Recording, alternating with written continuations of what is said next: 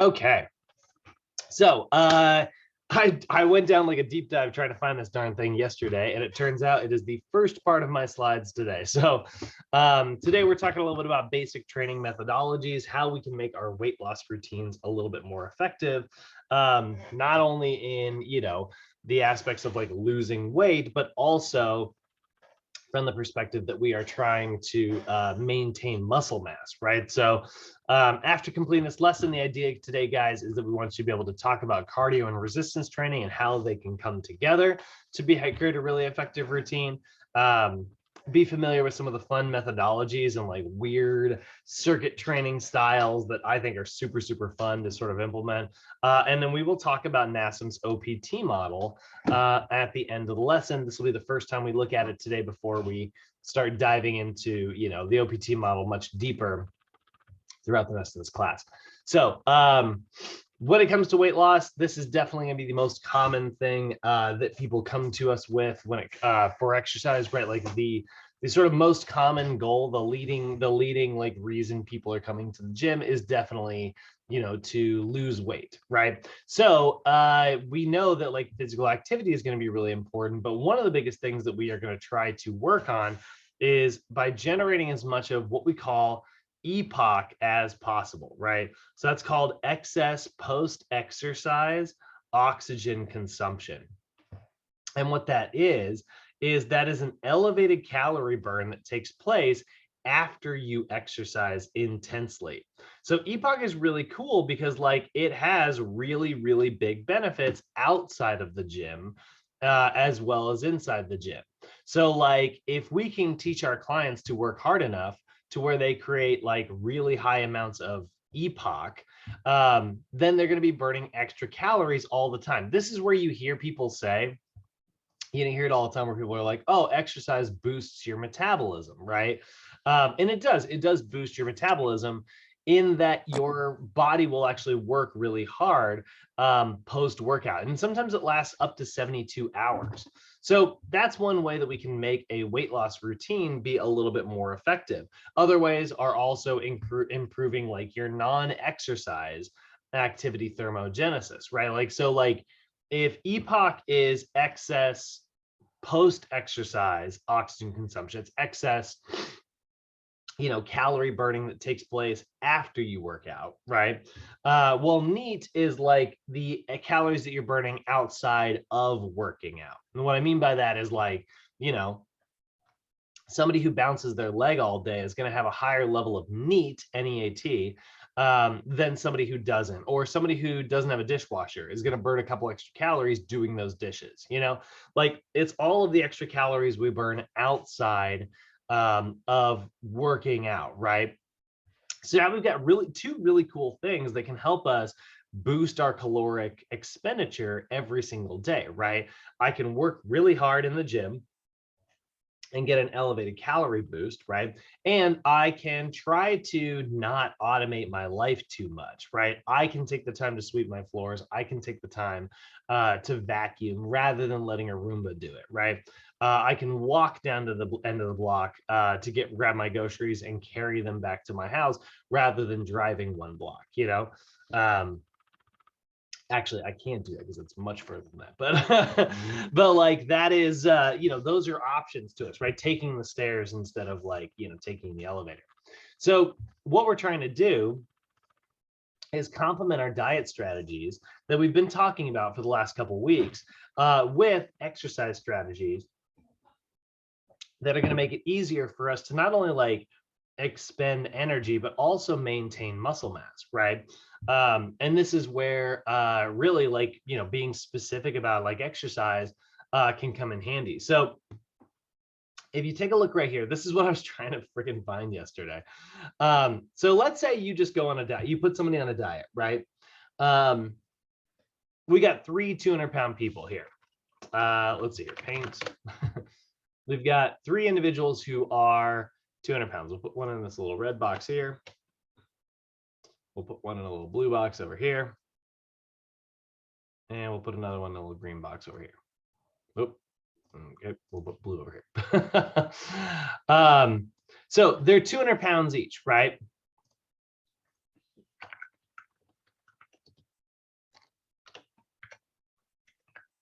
And that's true of all three people.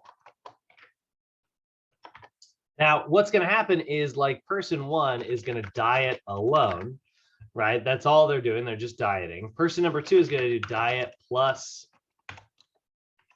cardio.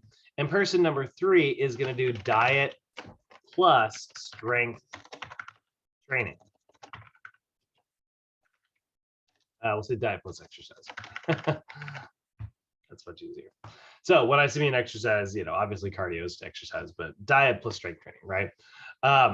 So what we see is that like people who dieted alone lost about 69% of their body weight from fat loss and 31% of it from lean mass. So let's just say each of these people lose 20 pounds, right? So weight loss is 20 pounds, right? And we're going to keep that the same for all three of these people. Well, what that means is like in person one, right, they're going to lose out of those 20 pounds times 0.69, that's going to be 13.8 pounds of fat. So that's going to be 13.8 pounds fat loss. And then that is going to mean that the remainder is going to be 6.2 pounds of muscle. Right? So now this 180-pound person, right, just lost a little bit of like muscle mass, right? I guess I would have to know their starting body fat percentage. But that's not great. So if we say, actually, we'll go ahead and throw that up here. So their starting weight is 200 pounds. They're going to lose 20 pounds, right? So we'll put that, I'm just going to move this down slightly. And we'll say their body fat percentage for all three people is going to be, let's say 30%.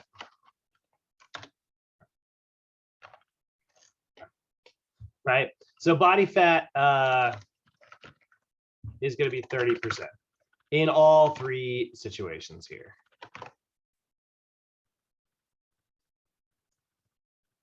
And we'll put that there.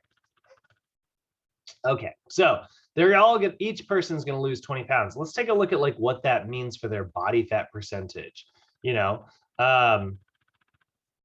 So if they're losing 20 pounds each, and they're like some of them are maintaining muscle mass, then they're going to see that's not a distinct difference on the surface, right?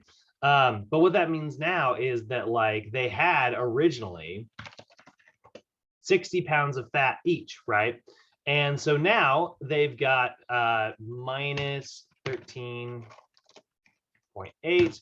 That's going to leave us with 46.2 pounds of fat in person one, right? We divide that by their new body weight of they lost 20 pounds, 180. That gives them a body fat percentage of 25.6. So now new body fat percentage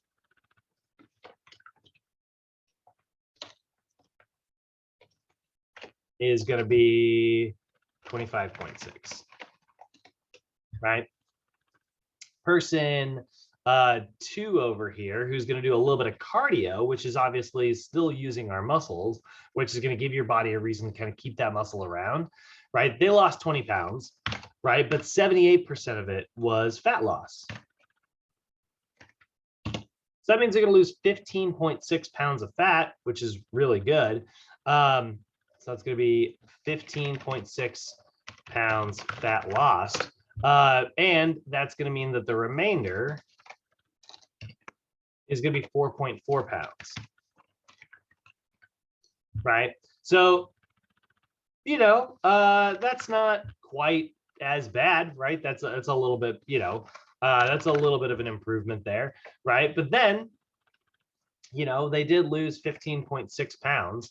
So they had, we had 60 pounds of fat here, right? So 60 minus 15.6, that leaves with 44 pounds divided by a new body weight of 180. That means that their new body fat percentage is going to equal 24.6, right? So better, like I like those statistics a little bit more, right? But let's take a look at like diet plus exercise. 90%, 97% of the body fat lost, 97% of the weight lost is going to be body fat, right? Instead of just lean muscle mass. So if we look at that, this is going to be a stark difference, right? So 200 pounds minus 20, that's going to be 97%. That is going to be 19.4 pounds fat lost. And that's going to be minus 20, 0.6 pounds muscle lost, right? That's way better. And their new body fat percentage is going to equal, let's see here. My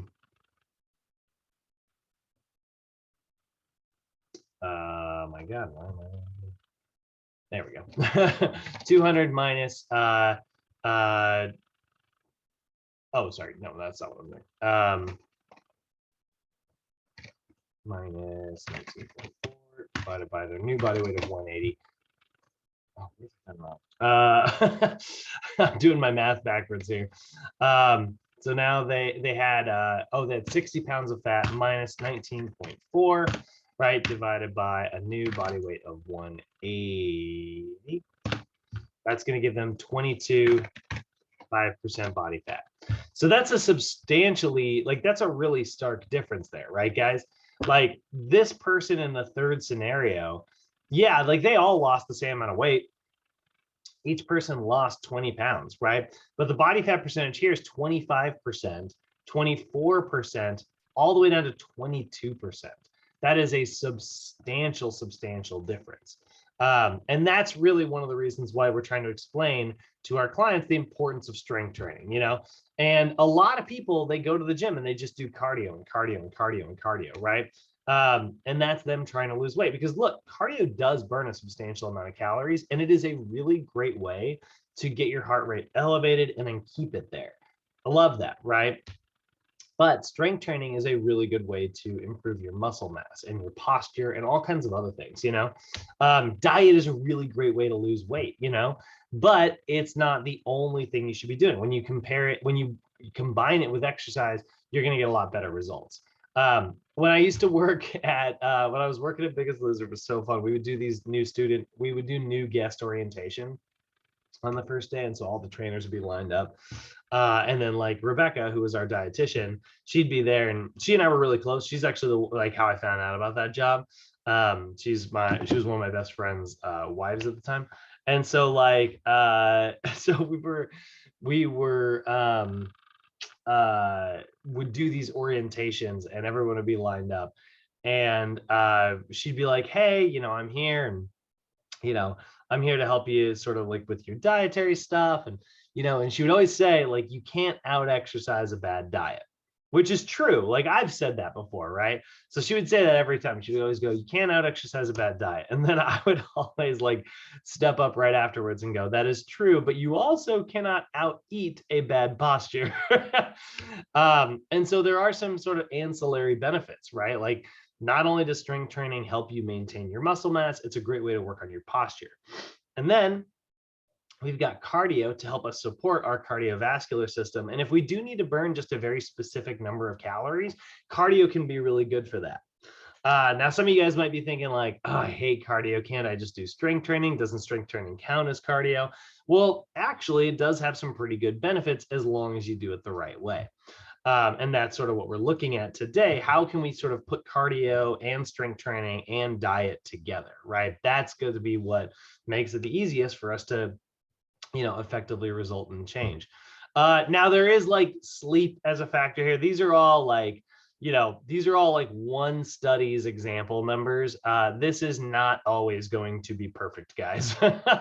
In fact, my experience has been pretty far from this sometimes. It's shocking to see like how much people can really struggle with like gaining the right amount of muscle, and like, you know, body fat percentage and things like that. I've been trying to search for it this whole time so that I could do it like seamlessly, but I think I'm just gonna have to cut around just a little bit. There's another video I wanted to show you today, all about like the training. God,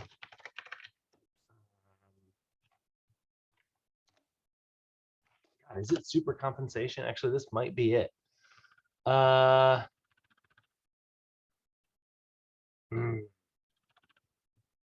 I can't find this, we're just gonna have to move on.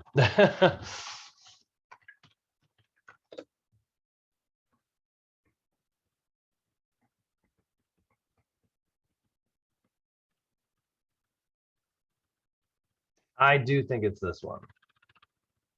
I think it's this one all about like building muscle in a calorie deficit. I'm pretty sure that's right. I'm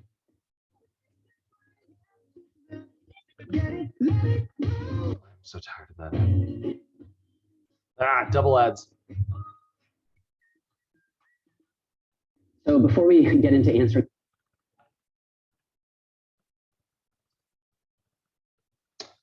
Yeah, awesome. Okay. So is it possible? So looking at these numbers here, thank God. It's like I was like hunting for this video all morning. Looking at these numbers here, right? This is around the idea of like, obviously we're on a calorie deficit, right? And the strength training sort of helped us maintain our muscle mass. But and I'm sure you guys have like heard of this concept. They call it like recomposition, right? Body recomposition. That's the big term nowadays. That's really popular. And the idea is like, well, what if you want to, you know, lose body fat and gain muscle at the same time? And there's a lot of people who will tell you, well, you can't really do that because they are sort of diametrically opposing situations, right? Like you're in a calorie deficit. Why would your body make new muscle mass if it's not getting the energy that it needs, right? Like it's like, oh, I'm not getting enough calories. I can't gain muscle. Like you need to give me a surplus of calories to do that. So you'll hear a lot of people say it's very difficult to lose fat and gain muscle at the same time, or it's really hard to gain muscle without gaining some fat at the same time. But there's some really interesting numbers here that he's going to break down. Now, here's what I'll say. I still tell my clients that. I still tell my clients that it's pretty difficult to gain muscle and lose fat simultaneously, even though, you know, on a very advanced level, I do actually think it's quite possible. I think it's possible. I just think it's very unlikely because not a lot of people get enough sleep. Not a lot of people get the right nutrition, the right level of strength training. You know, like when I'm working with my clients, they're pushing themselves really hard. But, you know, sometimes like especially in my coaching clients where like I only train them like once a week. I come back and I'm like, hey, how was the routine this week? How'd you do? And they're like, yeah, it was fine. It was, you know, and I was like, fine, okay, great. And then like, you know, I see them again. I look for maybe some improvements. They don't really go up on any of their lifts. And it's like, okay, next week, hey, how did it go? They're like, it's good. I did all my homework this week. I did it like I was supposed to. I was like, great, that's what I want to hear. And I train them again. It's like, weights are still kind of not going up. They're not really getting stronger. And it's like, you know, does that mean that the routine that I wrote is ineffective? I don't know, maybe. But I think a more likely answer is like, oh, this person's probably not pushing themselves. They don't have a spotter, right? They're not pushing themselves quite as hard as they would without like a trainer present, right? And if you're not working as hard as you can, then your body has no reason to adapt. So I do think that there's a little bit of that going on sometimes. But this video is going to kind of break down like in a perfect scenario and this is mostly for you guys. I don't know if any of you guys are actually interested in bodybuilding, you know, how to you know, put on muscle and sort of lean out at the exact same time. I don't know that this necessarily perfectly aligns with our clients because our clients, like I said, they don't always stick to the program quite as effectively, right? But I do think that this can be a really valuable piece of information for you guys. This is Jeff Nipper. This is the guy I was mentioning the other day. He is an exercise physiologist turned bodybuilder. So before we get into answering the question of whether it's possible to build muscle in a caloric deficit or lose body fat in a caloric surplus, first I want to just pose the question to you guys. So let's just imagine a scenario where you have a pretty well-trained lifter who's never done any direct forearm training. and he usually maintains his weight on around 2,500 calories, but he's currently running a 12-week cut where he'll be dieting on 2,000 calories, so about a 20% caloric deficit. And he'll obviously be losing body mass over the next 12 weeks. So the question I'm posing to you guys is, if he starts doing direct forearm training, so let's say 20 sets per week, will he gain significant muscle in his forearms? Now keep in mind, he will be in a net caloric deficit the entire time. And I'll actually just put this question up here in the cards so I can have an idea of what you guys think. So I think that the answer is yes, unless he's some kind of non-responder to training or is just really under-eating protein. I think there's no good reason to think that he won't add muscular size to his forearms while losing weight overall. And this is something I feel like a lot of people in our community get wrong. It's really common for me to hear people say that you just can't build muscle unless you're in a caloric surplus. But as we'll see, this just really isn't true. And like most things, is totally context dependent. So I think the first thing we need to consider here is the first law of thermodynamics, which is that right there is super important. It is context dependent. Like, I think that like a lot of people can do this. Can's the right word. I think they can, but I think a lot of people like struggle with this because like not everybody dials in their diet right, not everybody dials in their training right. So anyway. I will try to refrain from interrupting. So I think the first thing we need to consider here is the first law of thermodynamics, which in this context says that if you're in a caloric surplus, then by definition, you'll be storing net energy. And if you're in a caloric deficit, you'll be losing net energy, with net being the key word there. But I think the confusion comes when people just assume that an anabolic process, like building muscle, couldn't happen concurrently with a catabolic process like losing fat, which it can. There are a few ways that we could explain why this is the case. The first is the common sense approach. So because fat tissue and muscle tissue are separate systems, it's perfectly possible to lose a bunch of fat due to the caloric deficit while still building muscle from the progressive training stimulus and sufficient protein. It would be like if you had two different bank accounts. You could withdraw $1,000 from one account while depositing $50 into the other account, and you still would have withdrawn a net amount of $950 despite monetary gain in one of the accounts. Now, another way to think about this is by using the actual math. So 1 kilogram, or about 2.2 pounds of muscle, contains 1,800 calories, while 1 kilogram of fat has 9,400 calories. Because muscle is mostly made up of water, it has much less stored energy than fat does. So let's just imagine someone gained 2 kilograms, so about 4.4 pounds of muscle, across a 6-month training program while losing 1 kilogram of fat.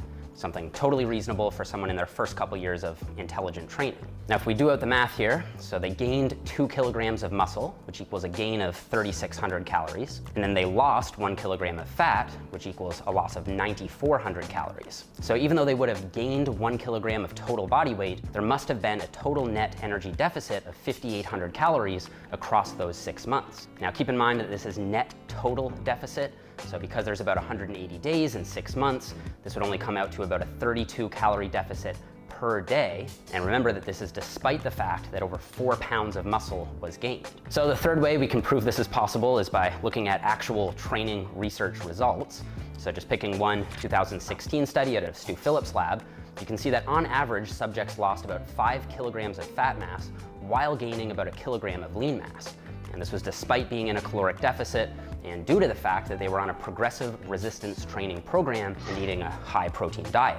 Now, not everyone can expect amazing body recomposition like this, and as I outlined in my Science Explained video last year on this, the likelihood of any given individual actually building muscle in a caloric deficit depends on several factors. So first, the less training experience you have, the easier it'll be to build muscle in a deficit. Now, the higher your starting body fat percentage, the easier it'll be because the stored fat can serve as a massive energy source throughout the deficit. The smaller the deficit, the easier it will be. In general, I recommend keeping the deficit below 20% of maintenance. And the higher your protein intake, the easier it'll be up to a point, which is probably somewhere around 1 gram per pound of body weight. You'll just want to keep those 4 factors in mind if you want to make it a reality for you. But actually, one more thing. Sorry, now I'm interrupting again. So he talks about like 0.8 up to 1 pound per, like 1 gram per pound of muscle. This is that number we were talking about. I was talking about. He's the guy I was saying goes a little heavy on the protein, in my opinion. I actually have nothing against 1 gram per pound of muscle. I think it's a really good way to hedge your bets. Like if you're aiming for 1 gram per pound of muscle, chances are most people come in low on their protein intake. So they'll probably actually land somewhere between like, 0.8 and 0.9 actually. And 0.8 is the maximum amount that NASM recommends. So he is recommending more than that, like 0.4 to 0.8, like we were talking about. Or something, sorry, 0.5 to 0.8 that we were talking about. But I don't think that that's necessarily like harmful. I do think that that can actually be okay.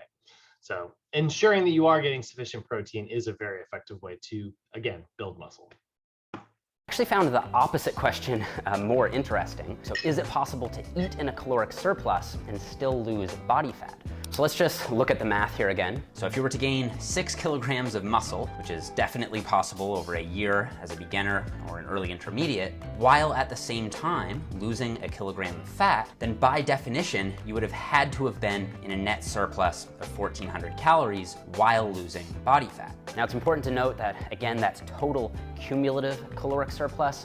So if the transformation happened over a year or 365 days, that'd actually only be about a 4-calorie surplus per day, which is obviously not practical at all. But I think what this ultimately proves is that it is possible to lose fat while in a caloric surplus if you build a lot of muscle very quickly because of the differences in energy densities between fat and muscle. At risk of just confusing things more, I wanted to use these 2 examples to prove the broader point that body recomposition certainly is very possible and actually expected under certain circumstances. And energy balance and body weight changes aren't always inextricably linked because of differences in the energy density of different body tissues. I would say people in their first 1 to 2 years of training can expect to build muscle and lose fat at the same time, as long as their training program is set up properly, they're eating sufficient protein, and the caloric deficit isn't too large. In practice, I'd recommend about a 15 to 20% deficit, and in general, you just want to focus on compound movements in the 6 to 15 rep range with progressive strength increases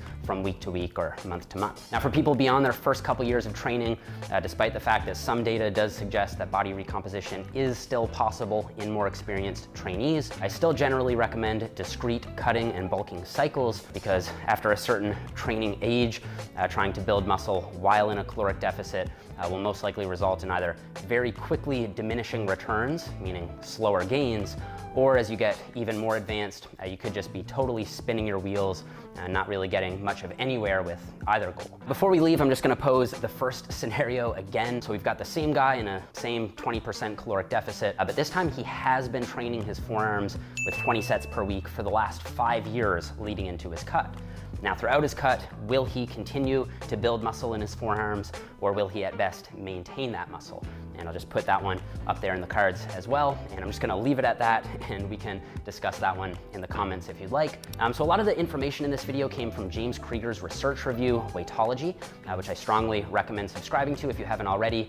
So I'll have a link for that down below. And before we go, I wanna give a huge thank you to Skillshare for sponsoring this video. Skillshare is an online learning community with over 22,000 classes. Yeah, we know. So that is a really interesting video that kind of highlights some of these numbers we're talking about, right? He has got a very, very, very similar video, and I thought that was the one that talks about sleep. They did do a very fascinating study where they put 3 people on like the same diets, 3 groups of people on like the same diets, and one of them was allowed to get like 8 hours of sleep at night. The other one was only allowed to get like 6 hours of sleep. And then the other one was allowed to get like 6 hours of sleep every night, but then they were allowed to catch up on sleep as much as they wanted to on the weekend. And what they found is like the 2 groups that didn't get enough sleep, like 6 hours, even the group that was able to like catch up on the weekend, same exact results. Like there is no catching up on sleep is sort of what that was highlighting. But also what they found was like they were all losing weight pretty consistently, but most of the weight lost in the sleep group was fat loss, and a lot of the weight, and it was more of a mixture in the other 2 groups. So that's also kind of a very fascinating study. I thought that was this video. They're kind of the same thing, but either way, what this one highlighted was like, this is the math I kind of wanted to show you guys. you can see it is actually possible to gain muscle on a fat loss routine, especially for people who are beginners, who are new to training. And it's even possible to lose fat on like a calorie surplus, although that one, in my opinion, is a little bit harder. So let's go ahead and take a look at with resistance training, with not only with like resistance training and stuff, but let's take a look at ways to increase our metabolism. Because here's the thing, right? We look at these three scenarios, right? Let's throw this person into a BMR calculator real quick and just show you what this means for their muscle mass, right? So I'm just gonna drag that down here. We're gonna go to that BMR calculator that we've been pulling up this whole class here.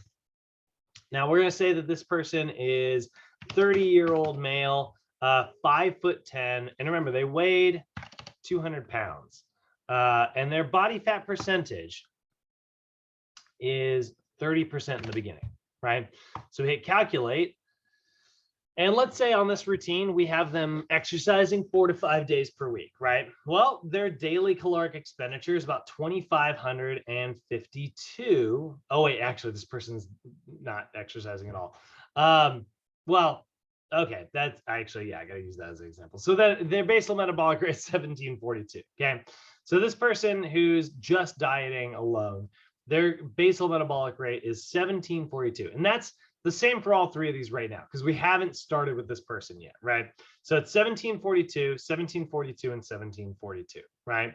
So now their new BMRs, right? This first person's body fat percentage, right? They dropped their body weight down to 180. It's the same for everybody.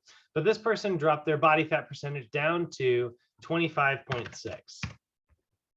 Their new basal metabolic rate is 1682. So their metabolism went down just a little bit, right? Because they lost, they lost 20 pounds of the tissue in their body, right? So obviously their metabolism is gonna slow ever so slightly, right? So it was again 200, and it was 30%. So our original number was 1742. Our new number is 1682. So that's a difference of about 60 calories, right? The person who's doing diet and cardio, they are down to 180 as well, but their body fat percentage is 24.6. So instead of losing 60 calories, they actually only lost about 40 calories a day. A little bit better, and then in our third example, we're down to 180 pounds, but now our body fat percentage is 22.5. This person lost 16 calories. So that's way better, right?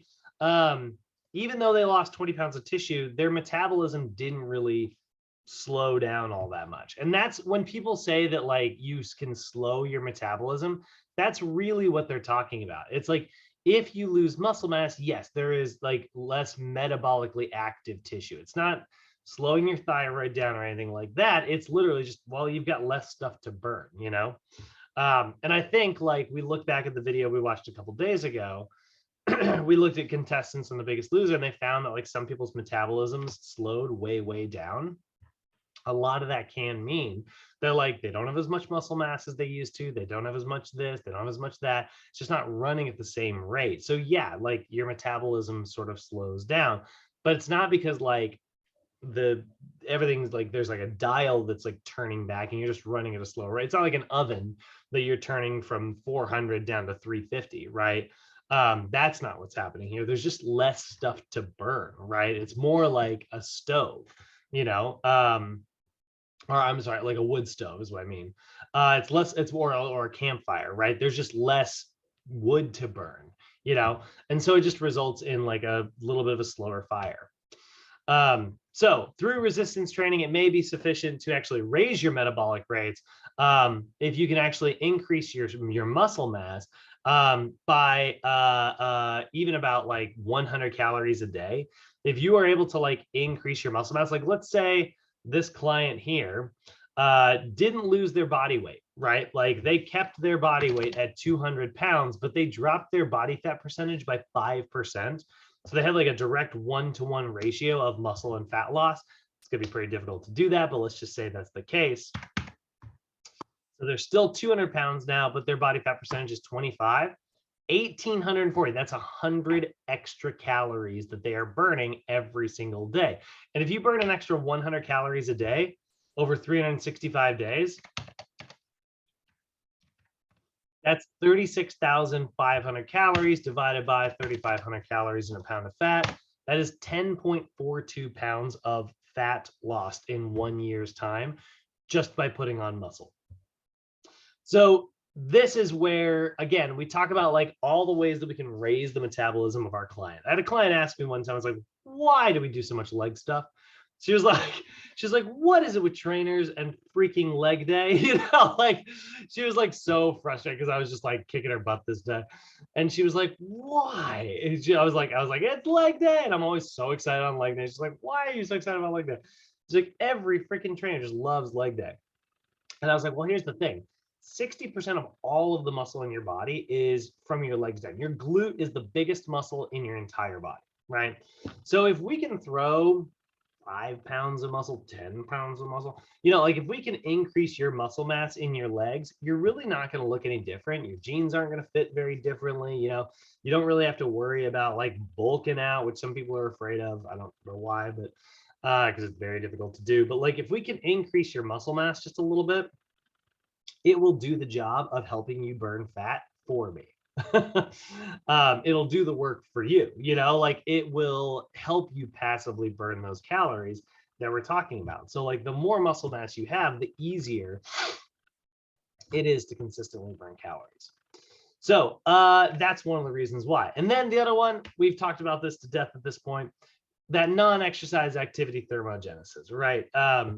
This is all of the calories that you burn outside of the gym, right? Outside of normal daily living, right? So like if you're a fidgeter, right, you probably have a little bit of a higher level of NEAT.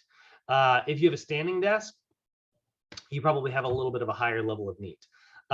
Mir, I think, is working out right now while listening to our lecture. So I assume, you know, your NEAT levels currently are a little bit higher than somebody who might just be sitting listening, right? Oh no, I'm just kind of cleaning up. Oh, well, that's good. Yeah, same thing, right? Like you're doing a little bit of something physically active, right? Gabriel, I think you're at work, right? Like I think you. It seems like I can't tell what you do, but I think you got a pretty physically active job.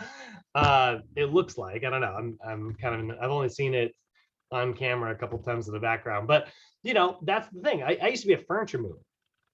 You know, I used to work for my dad. And like, you know, it's a very physically active job. It's like carry something into the truck, set it down, walk back out of the truck, back something back, so back up, you know, back and forth, you know. It's a very, very physically active job. So some people are going to have higher levels of NEAT. If we have like a furniture mover who's on a diet versus like somebody who has the exact same body weight, the same this, the same that, you know, but they are an accountant or something, right? Like that's going to be a little bit different. So there's a couple different ways to increase your NEAT, guys. And this is one of the things that we're trying to encourage in our clients. Tell your client, hey, stop parking so far or stop parking so close to the door, you know. I had a client that so we would work out, and every time he hit like a specific goal, we would like go to lunch. And he had a Tesla, and he loved to have people drive his Tesla. And so like he would always make me drive, which was really fun. It was kind of cool. And I always look forward to it. I think it was a good time, you know? And so we would go to a restaurant and like, you know, he'd buy me lunch and I would encourage him like, you know, how to order and stuff. And it was kind of a fun thing, right? It was like a little bit of like dietary, it was a little bit of a lecture, you know. I didn't charge for like a session price, but he was still getting like knowledge for the price of like a lunch, you know. But he would get mad every time because I would pull into the first spot that I would see like in from the, and he was like, why do you always park so far away? And I was like, well, you know, it's because you have to walk further. He's like, yeah, that's the point I'm making. So he's like, that's the point I'm making. You have to walk further. He's like, we have a car, which will do the walking for us. I was like, yeah, but if you can make little changes like this in your life more consistently, you know, it just results in passive calories getting burned. And I walked him through the whole thing. I was like, honestly, sometimes the difference between people who have success on a diet and people who don't are just the people who have success, you know, they're both sticking to the diet. Like I've talked to so many people who are frustrated. They're like, I did the diet, I did the routine. Why didn't this work? And it's because they slowed down in other ways in their life. Whereas like these people, they're just wired a little bit differently. They have different habits and stuff. You know, they don't have a dishwasher. They have to hang their laundry up because they don't have a dryer, you know, like something that burns a little bit of extra calories. And he was like, oh, all right. Yeah. Ensure that you're tracking your daily energy expenditure. This is a big one. I know that Eddie was bringing this up the other day.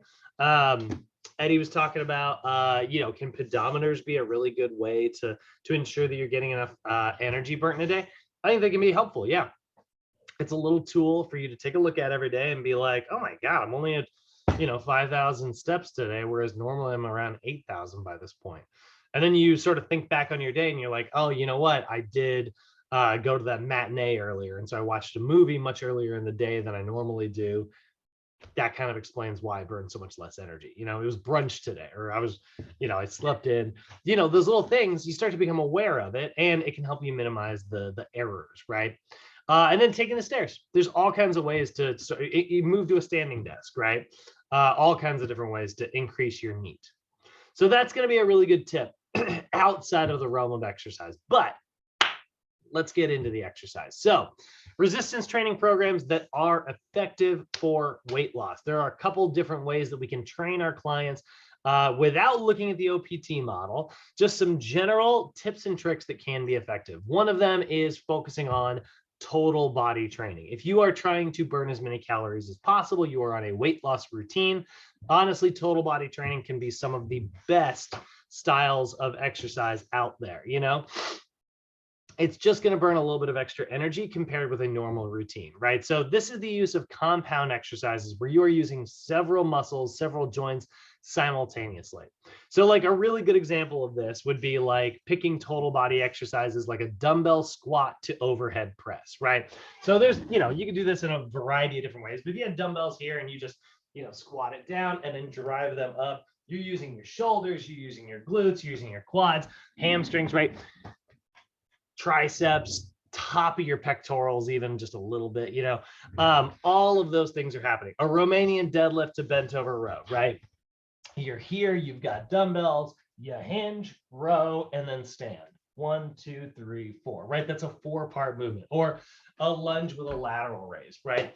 All of these things that are sort of increasing your caloric expenditure during your workout, right? Rather than doing a squat, then doing an overhead press, then doing a deadlift, then doing a bent over row, right? That's great too. And honestly, I think doing it that way is better for building muscle personally. But these are going to burn extra calories. And look, I got to do 3 exercises instead of 6, right? Which is going to be really, really great. So that's going to increase the caloric burn during our workout. Also, there is some hormonal stuff going on here. I'm like checking, it's like, yeah, we're all guys today. There's a really great way to increase testosterone in particular, and a little bit of good growth hormone. This is why trainers, we all love the big 5, you know. I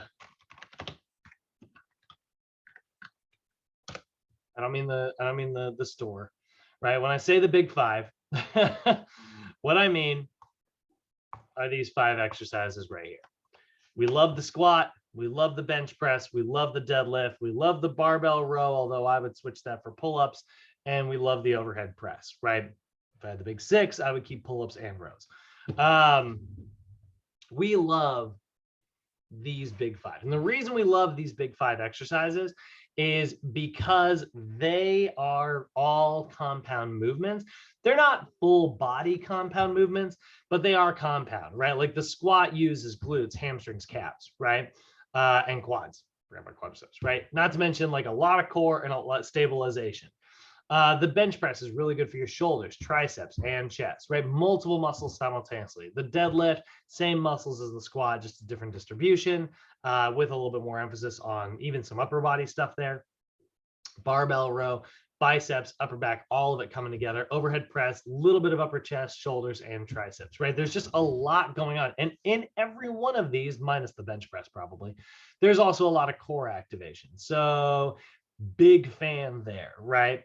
So those are all really good exercises that, do burn a lot of calories, and also are very, very good for building muscle. And yes, they do result in a better hormonal response, particularly testosterone and growth hormone. Now, we also really like power training for weight loss. And this is where it's like, really? Like, we like power training, like, squat jumps and stuff like that for like obese individuals? That's not what I said. I said we like power training for weight loss. Yes, obese individuals often need to focus on weight loss, but if it's not appropriate for them until like they get to a healthier body fat percent or a healthier like body weight that's not going to impact their joints as much, we've got plenty of other tools to take to use until we get there. But power training, which is explosive movements, right? When it comes to choosing your shoulder exercise, instead of just doing a straight up like sort of like shoulder press, you do a push press, right? Push press is that little like jerk with a little bit of like bend and then pop your momentum straight up, right? Getting explosive there. A medicine ball wall ball, right? That's a squat, and then you throw the ball up, it hits the wall and then bounces back down. Kettlebell swings, right? Very explosive movement. All of these are really, really great. And one of the reasons why they burn so many calories is because they target your type 2 muscle fibers, which are larger muscle fibers. Therefore, they're going to have a larger caloric burn. This is going to focus primarily on glycolysis, but it is going to be a really good calorie burn. If we focus on glycolysis, right, we create a whole bunch of lactic acid. What has to happen afterwards? Your body has to use oxygen to eat up that lactic acid, and it converts it into energy. So when it gets converted into energy, what happens there, right? You feel more refreshed throughout the day, even if you are like after a workout, right? And because you're bringing in all that extra oxygen, there's the Epoc, the excess post-exercise, like workout is over, oxygen consumption that we were talking about. So we love power training for creating Epoc. It's great for weight loss routines, right?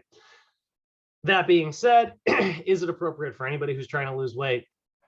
That's not what I said, right? Your clients need to have proper levels of stability and proper levels of strength before you ever try power training. So if you have a very obese individual, squat jumps are likely not safe for them unless, and for the record, I have had some very large individuals doing burpees and very explosive movements, total body like jumping exercises. But I always make sure that like their posture looks adequate first, and I know that they know how to focus on like how to land properly. Like I've worked with them for a few weeks building a foundation of stabilization and strength way before I ever do that power stuff with somebody, right? And that should be true of all your clients. Now, what about circuit training? Well, circuit training is a really great method to make sure that like you are keeping your caloric expenditure really, really high. And it's a super efficient way to work out because you're able to do a lot of work in a very short period of time. So circuit training refers to doing a series of exercises back to back to back to back to back to back to back with no rest in between. So a lot of you guys are going to find yourselves in like group exercise, right? So if you're doing group exercise, a lot of like what group exercise classes look like is they'll just do like stations, right? They'll have like station 1 here, and they'll just like kind of do the same thing. They'll have station 2 over here, station 3, station 4, station 5, and we'll put station 6 over here, right? Well, I didn't think this through. So like doing stations can be a really effective sort of boot camp method that does help your clients burn a lot of energy. It's very efficient to set up. Very, very easy for any trainer who's, got a limited amount of time to sort of like get everything put together. And so what you can do is you can just create like different exercises at each station, right? Let's say you have a client who's doing like a stabilization routine. They're a brand new client. They're in their first month of training, right? So what you can do is you can set this up, and this can be like push-ups, right? This one over here is like a single leg bent over, we're gonna say SL, bent over row, right? This one's gonna be a single leg shoulder press. This one's gonna be a Bosu squat. That's very unstable. Oh, and then I didn't do biceps. So we'll do single leg bicep curl. And then this will be single leg overhead.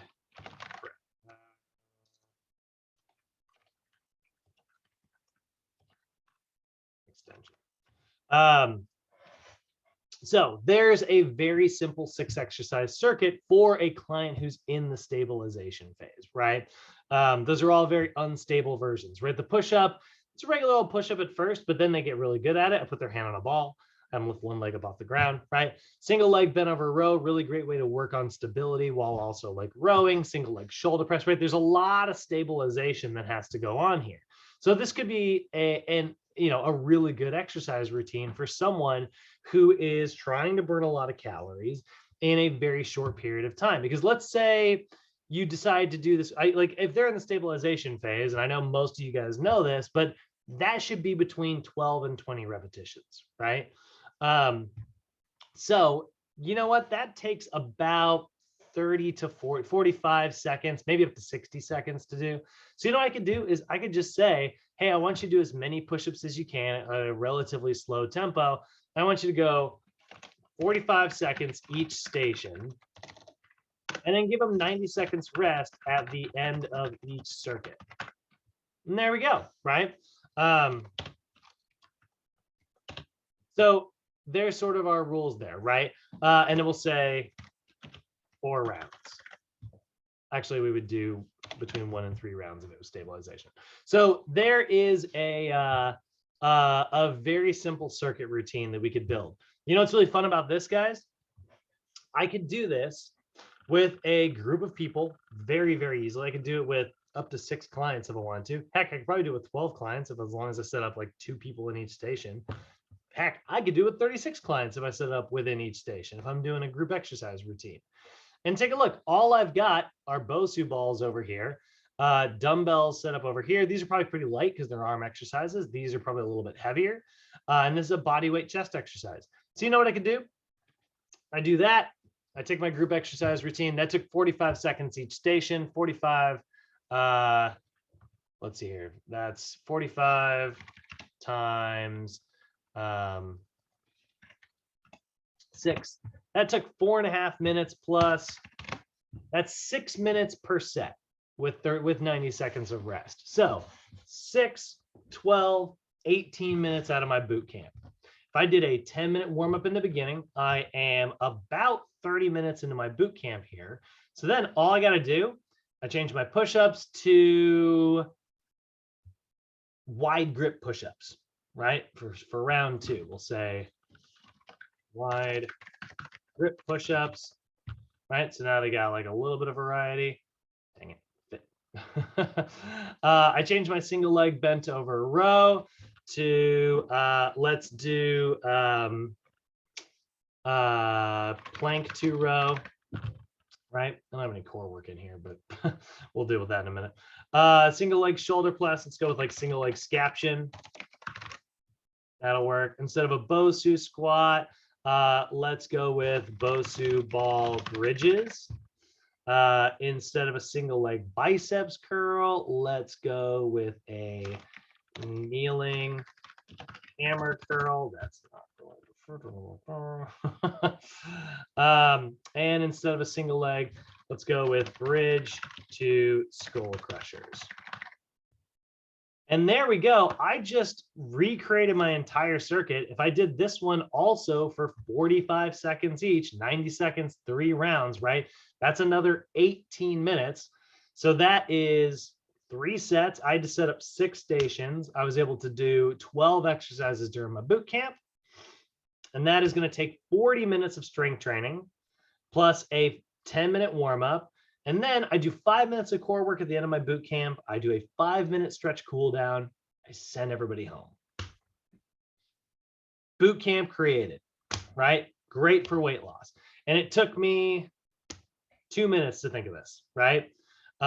This is where, when you understand, like, again, knowing the OPT model and putting it together, it becomes really easy to kind of set this up. This is exactly what I used to do every day at like Biggest Loser or, you know, WellFit, whatever you want to call it. Like this is what we would do every single day. I would just go in and I would set up like a circuit, and I would always make sure that when I was picking those exercises, I made it easy for me to put a similar exercise nearby, you know? Does that make sense to everybody, this whole thing? Yes. Cool. Minimize that because I'm going to keep it for the evening class. I actually screenshotted it. I'm going to use it and change it up. Love that. Yeah. It's a great stabilization routine. Stabilization is really good for weight loss. Stabilization and power, those two phases of the OPT model, are really good for weight loss because they just burn a lot of calories. I could do a power circuit too, by the way.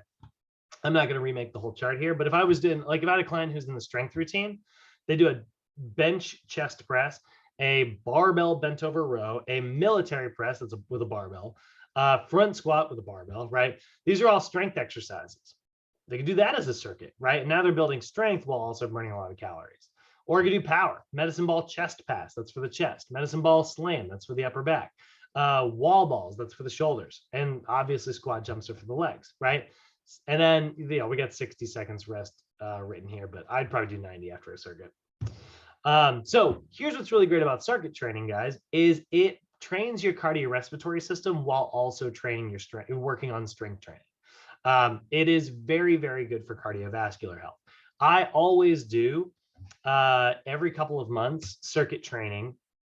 I'm not really too worried about it of my cardiovascular health because I get a lot of cardio like playing sports and stuff. But I always ensure that like my cardio becomes like the emphasis of a routine at least about twice a year. So like I'll be on like a 6-month strength cycle. And then when I want to do like corrective exercise and it's like my joints hurt, I've been doing a lot of like heavy strength training, I'm trying to improve my 1-rep maxes, like those things, like after a while, you know, you start to get worn out. You start to reach the exhaustion side of things, right? So I always take a little bit of time off, but I'm not going to stop training. I love weightlifting, right? So I always revisit a little bit of like stabilization, and it's always strength training. I just finished that this month actually, because I usually do it in January and July. Yeah, here. So that is some circuit training. So now let's look at some fancy circuit training. So there's a couple different things called metabolic resistance training. So here's the thing. There's no, like, circuit training is like back to back to back to back to back, no rest. It's an even easy definition, right? Well, there's also metabolic resistance training or MRT training.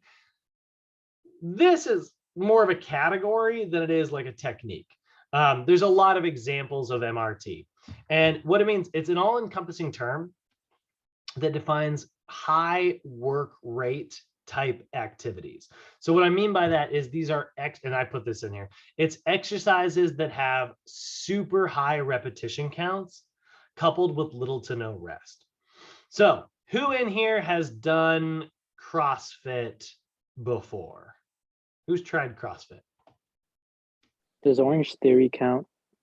A little, it doesn't, because those are different companies, but I would absolutely say it does for my example here. Yeah, Orange Theory absolutely counts.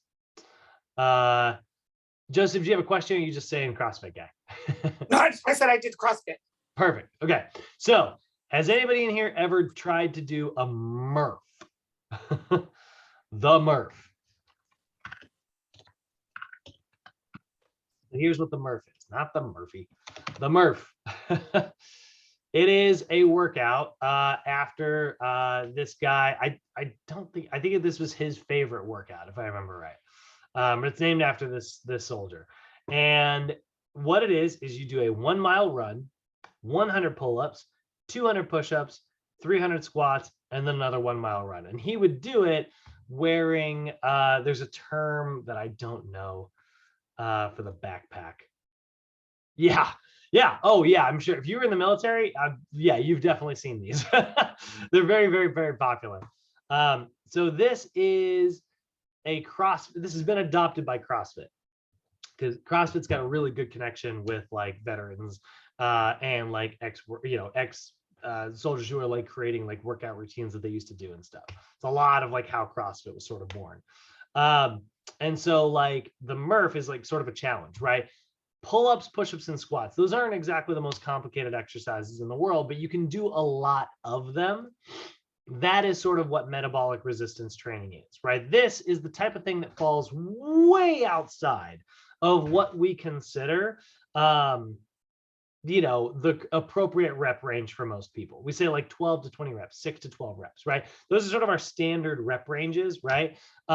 Metabolic resistance training is picking the types of exercises that fall way outside of those sort of normal numbers, right? Like the other night, Chris, you were doing a lot of push-ups, and I was like, all right, stop, right? Because like you can do a lot of them because it's for you, that's a high work rate activity. It's not true for everybody, but for some people it becomes like, this doesn't really work anymore. And think about like jumping rope, right? Like you can do a bajillion reps because it's a little bit more almost like cardio. That's kind of what metabolic resistance training is supposed to be like. So the idea here is that you pick really fun, really creative workouts. This is very unique, very creative. This is an example of what's called a CrossFit Hero WOD, workout of the day. They have a million of these Hero WODs. Here's the Burt. You do it as fast as you can. 50 burpees, sprint 400 meters, 100 push-ups, sprint 400 meters, 150 lunges, sprint 400 meters, 200 squat, 400 meters, lunges, meters, push-ups. Oh, it unfolds. That's fun. So burpees, push-ups, lunges, squats, lunges, push-ups, burpees. So it's like that. So they have these like really interesting sort of WODs, right? 5 rounds, 800-meter run, back squat with a 3/4 of your body weight, 13 deadlifts with 1.5 of your body. That's a great workout, actually.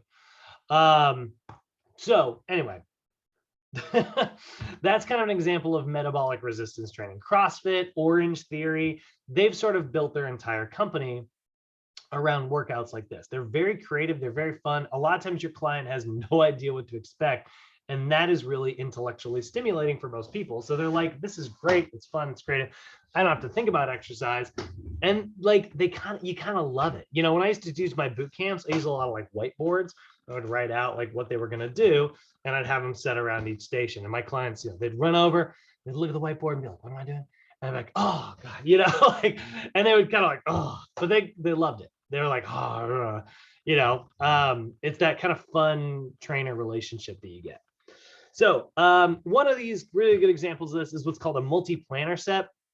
It's a really fun type of working out that builds your training volume by working you through multiple planes of motion. So we've got the sagittal plane, we've got the frontal plane, we've got the transverse plane, right? The twisty plane, right? I'm like, how do I do this on camera? Those are our 3 like major planes of motion, right? So if you had a client do like walking lunges, that's very sagittal, right? That is a super like sagittal exercise. They're walking in the sagittal plane. Cool. But then you can do a lateral lunge, right? And now suddenly they're going through the frontal plane. Okay, and then you could do what's called a curtsy lunge, which is very transverse. They do a little bit of a twist.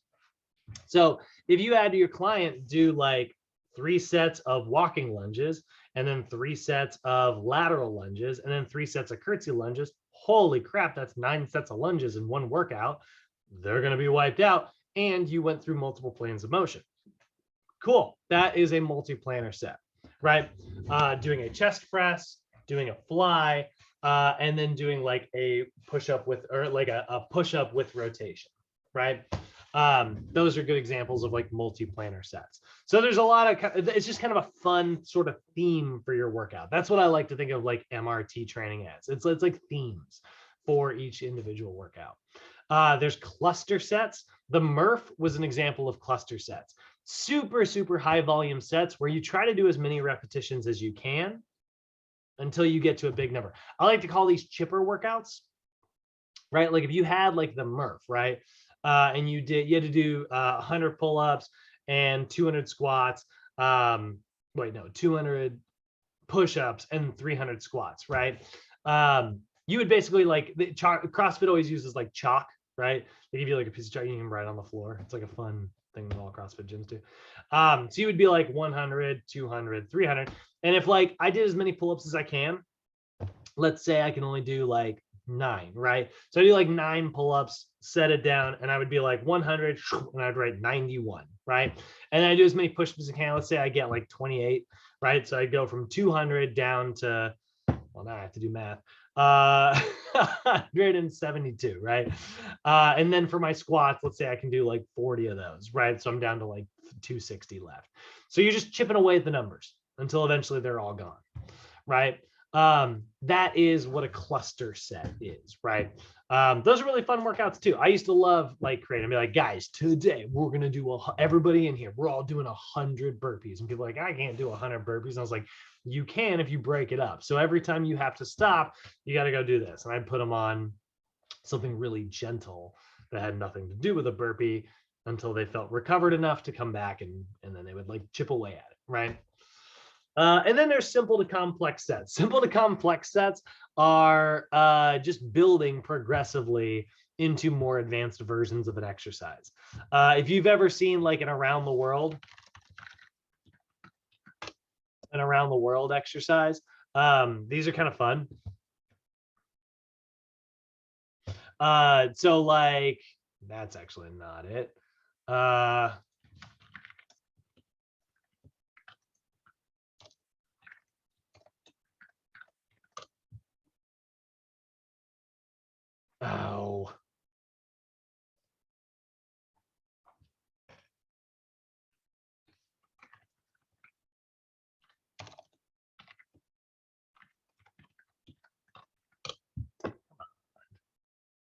Ugh. Okay, maybe it's not called that. Apparently the internet is disagreeing with me. But what it is it's where you do like, there's the classic burpee, right? Oh, you know what? Here we go. I think these are called psycho burpees. Let's see if this is the right. Come on, boy. Looking for an easier way to stay healthy? Proven quality sleep is life-changing sleep, only from Sleep Number. Okay, well, that's definitely not what I was thinking of, although I do like that. So anyway, a simple to complex set would be like a burpee could be a really good example, right? So at first you go down and do a push-up. Then you do a push-up with a jump to your feet. Then you do a push-up to a jump to your feet to a squat jump. Then you do a push-up to a jump to your feet plus a squat jump. Like it just gets a little bit more complex every time. If you did squats, squat to bicep curl, squat to bicep curl to shoulder press, right? That's a simple to complex set. I actually really love that last example. Squats plus bicep curl, squats plus bicep curl plus shoulder press, because oftentimes the amount of weight that you can shoulder press is lighter than the amount of weight that most of your beginner clients can bicep curl, which is often lighter than your clients can squat. So when they're doing 3 times as many squats, 2 times as many bicep curls, and 1 times as many shoulder presses, you can pick a really light pair of dumbbells and it will work very well with your client. So that's a simple to complex set. Or like I said, I had that really complicated movement earlier, or I had some complicated movements, those total body exercises, right?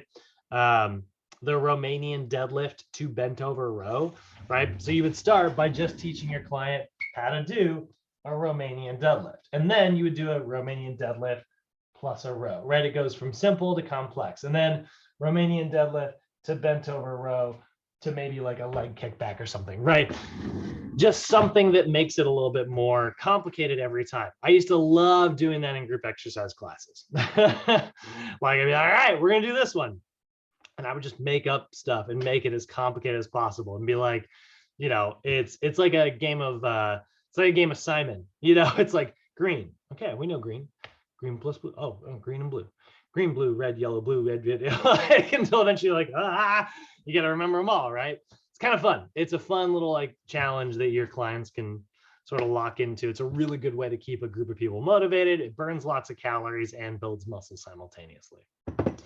So those are some fun variations that you can find outside of the sort of normal approach to working out. Any questions so far, guys, or any comments? Like, how you guys all feeling so far? Learning a lot. That's a good answer. Oh, I got all the Simpsons thumbs. Okay. Well, let's take a look at some of the other things. So now let's sort of zoom out. Let's get a little bit more general. Those are very specific examples, right? So when it comes to cardio, and really this applies to strength training as well. Like all of this was all talking about strength training. It's gonna feel like cardio, you know, like all of those are sort of like a blend. But let's talk about general things to consider when you are picking like a strength training routine, right? Like I like this. This is a really good circuit. I think it's fine. I do think the one drawback to something like this, the little bit of a bummer about like a boot camp approach like this, if I do it every time with my clients, it's gonna feel a little boring after a while. Like this is gonna just get a little bit uninteresting, right?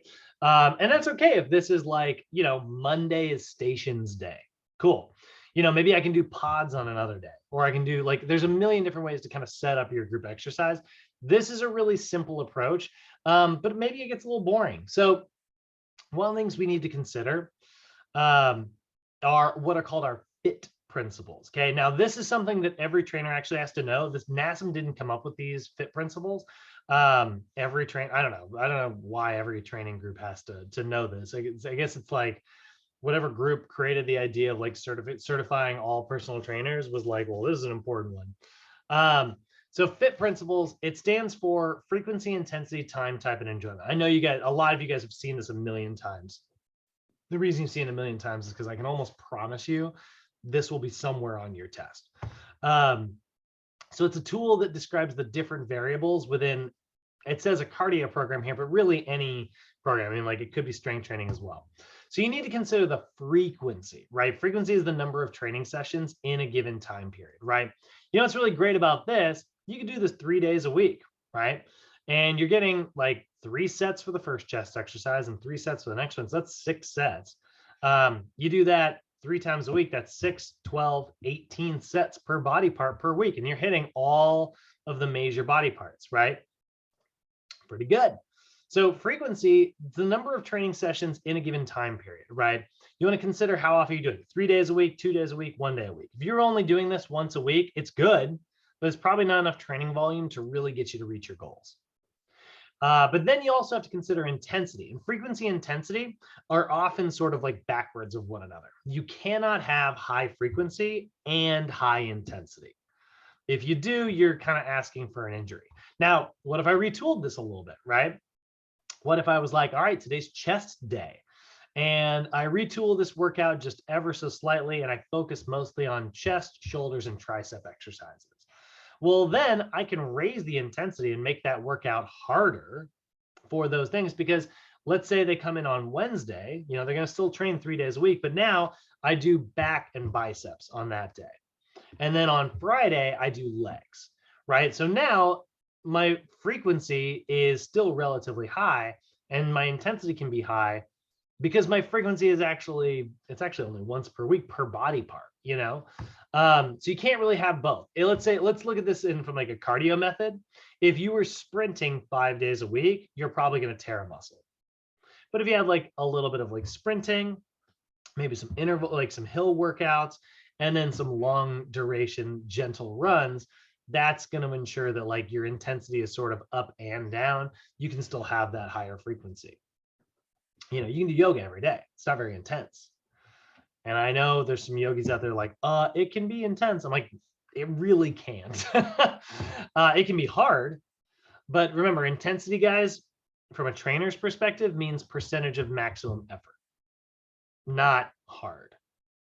Yoga can be really hard, but it's not very intense. You're not likely to deal with recovery issues from something gentle like that. Time is the length of time given in a specific activity. You know, it's how long you're doing it, 60 minutes, you know, 3 days a week. That's 180 minutes. That's great, you know. Type is the mode. So it could be group exercise. It could be a spin bike. It could be a treadmill. It could be jumping rope. It could be going for a walk. And lastly is the enjoyment factor. And honestly, guys, the enjoyment factor is really important here. We want to make sure that like we are keeping our clients like having a good time. So again, I like this, but I would probably do something different every couple of days. You know, if I just run them through the same boot camp every time, eventually they're going to get bored.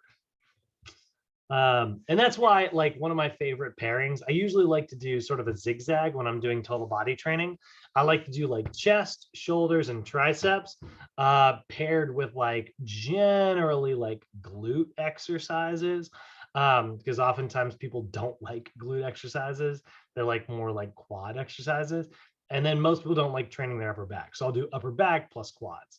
So that way they get a little bit of something they like, plus a little bit of what they don't like, rather than just like having like one day that they sort of despise. Like the classic chest, back, legs routine is fine unless you have somebody who hates leg day. And then it's like, oh, I don't know, mysteriously I keep missing Fridays, you know, like, yeah, mysteriously.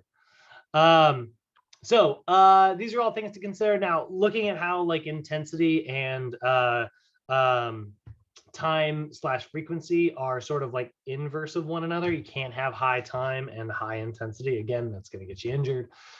Take a look here. We want to recommend that our clients get about 150 minutes a week of moderate intensity activity, or they can cut that down to about 75 minutes a week if it's high intensity activity.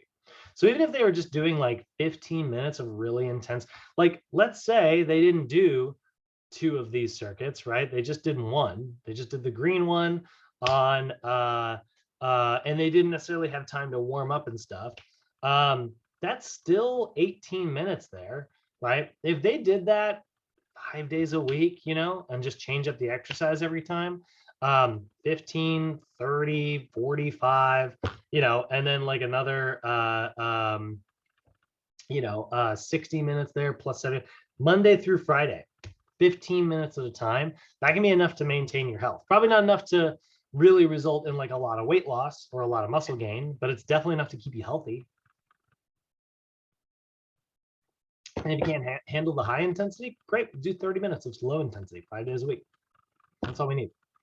So in the same way that there are a lot of approaches to strength training, there are also a lot of approaches to cardio. And that is where we have things like steady state cardio. This is probably what most people think of when they think of cardio. It's like, all right, step 1, start running. There's no step 2. You know, like it's really simple, right? So it's sustained steady state exercise at a fixed intensity, right? I would say something, like David, hop on the treadmill, put it at, 7.5 and go for 20 minutes. Pretty easy, right? Or I'd, if it were me, I would base it on their heart rate. I'd be like, all right, David, your target heart rate is this. I want you to be between 65 and 75% for 30 minutes, right? That's steady state cardio. And we like it. It's good, you know? But there's also interval training. And that is where we have like the difference between like steady state cardio, which is really simple. So let's see here. We'll say like, we'll put this in yellow, not yellow, because that's going to be too hard to see. So we got steady state cardio, right? For NASM, that's going to be, let's say, 65 to 75% heart rate max for 30 minutes, right? That's literally like one set, you know? There's your steady state. But then you make it a little bit more intense. You can also do aerobic interval training, right? And that's going to be 76 to 85% heart rate max. Or let's say at a 1 to 1 or 1 to 1.5 work to rest ratio. So this is like a work to rest ratio, right?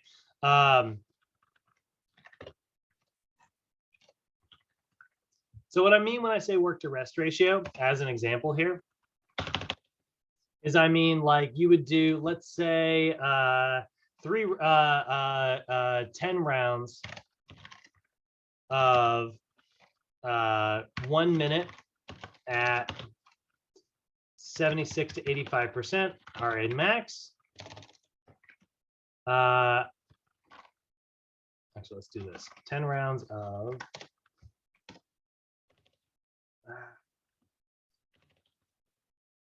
wait, what?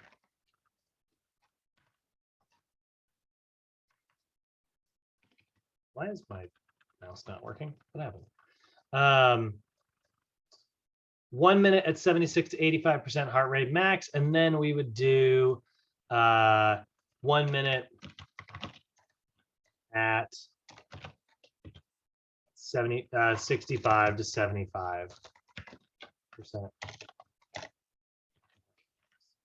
So what we would do is we would do 10 rounds of that, right? And so you do 1 minute hard and 1 minute easy. And when I mean hard, as I mean sort of a medium intensity, right? It doesn't have to be super, super, super, super, super high intensity. That's aerobic interval training. Your work is 1, your rest is also 1, or your rest can be 1.5, right? So like 1 minute and 90 seconds of recovery. So that's sort of our introduction to intervals there. But then we've got anaerobic interval training, and this stuff is the intense stuff. So anaerobic interval training, right? And that's going to be 86 to 95% heart rate max, right? And that's really quite intense. And that's going to be at a 1-to-1. I'm sorry, not 1-to-1, 1-to-2, 1-to-3, or 1-to-5 work to rest ratio for 20 to 30 minutes. Honestly, I would actually say, like, even if you want to, like 10 to 20 minutes. So that might look something like this.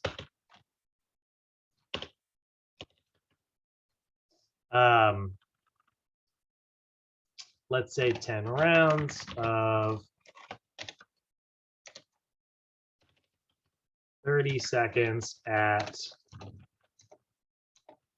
what am I doing wrong here?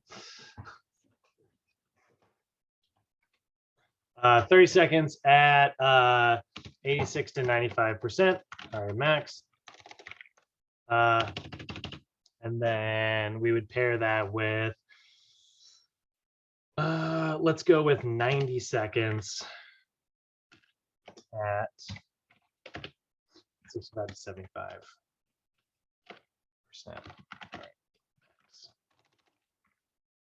So they recover. Come back into yellow. So that's anaerobic. It's like really intense, really gentle. Simon, you asked about Orange Theory earlier, right? These are the difference between like the yellow zone, the orange zone, and the red zone. I think they have the blue zone, which is like your warm-up zone, if I remember right. NASM breaks that into zone 1, zone 2, zone 3. So steady state cardio, it's a good way to do it, but it can be a little boring. So what do? We go for a hike. Suddenly it's not boring, you know? Aerobic interval training, it's like on our hike, we set a little timer on our phone and it goes off every minute. And it's like, all right, let's push it a little bit harder for this minute. And then we can sort of take it gentle for the next minute. And then on day 3, it's like we get into the gym, we set the treadmill like really high. We maybe do 30 seconds on a sprint with 90 seconds of recovery, right? That's like the cardio routine I showed you the other day, right, guys? Like the treadmill routine.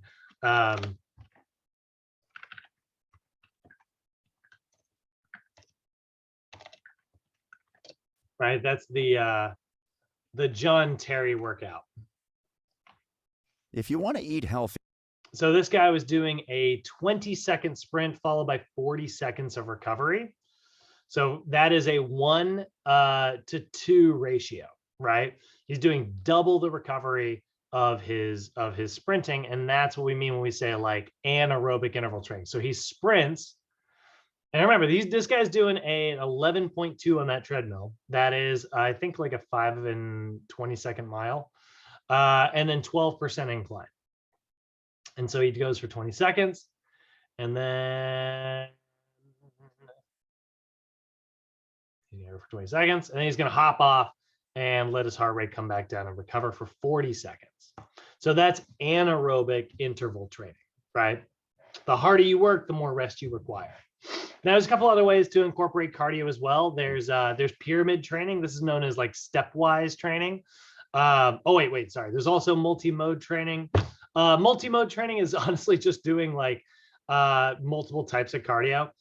Has anybody ever done this actually in the gym? Do you have like, I call it like cardio ADD, and it's where like you'll do 5 minutes on the treadmill, you do 5 minutes on the elliptical, 5 minutes on the rower, 5 minutes on the spin bike, 5 minutes on the Stairmaster, right? You just kind of hop around the gym and you get your cardio in, right? It's kind of fun. You know, I'll send that to my clients every now and then. Have them do multiple things. I used to do this workout called, I call it the cardio sampler. It was meant to be 1 hour long.